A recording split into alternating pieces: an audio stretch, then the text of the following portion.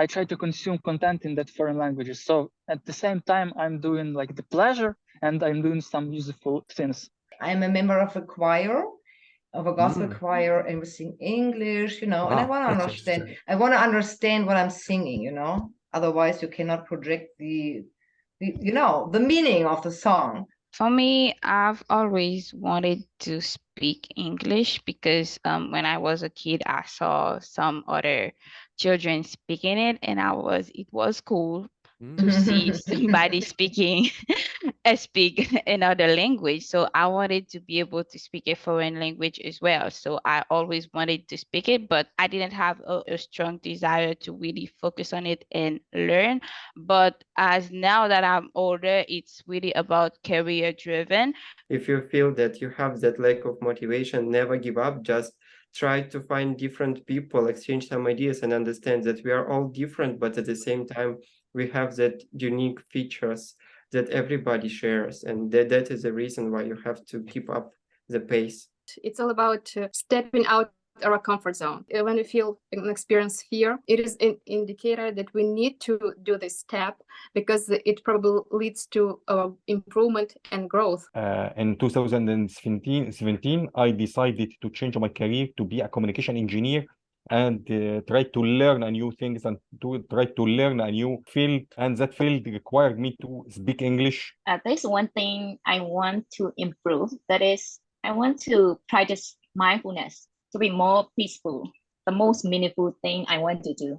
Language is very important. So I'm a chemist, but I study history of chemistry now. Yes, well, this is my academical purpose in the life. I can say that my work, it is my motivation because I like it and because it's a combination of the quality of the scientists, and I still need to study and work and make improvements.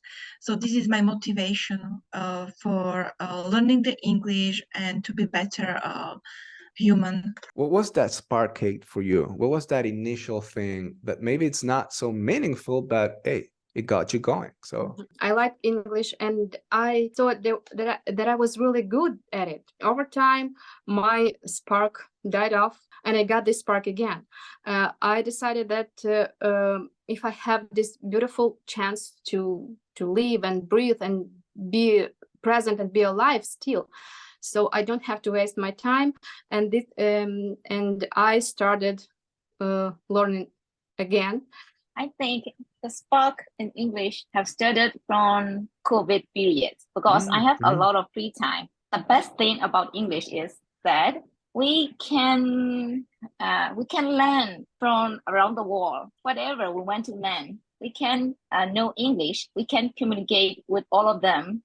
That is the best thing. Okay, my spark was, for example, my sister, because she was the first who started learning English, and I look at her. Okay, something is curious. Can I try it? So I try it, and it was at the beginning. It was the primary school, and then also I looked at the people which were able to communicate in different language.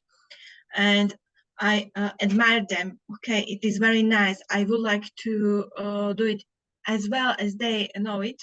I had spark a lot of time, but very often this spark got lost because I didn't have people who could give me that support, that motivation, because when I started school, my teacher didn't have that interest to teach all of us because she saw maybe that all of us not motivated, not interested in learning English. And then when I started at the university, some of my teachers there don't believe in me because I had not great level of English when I started to study.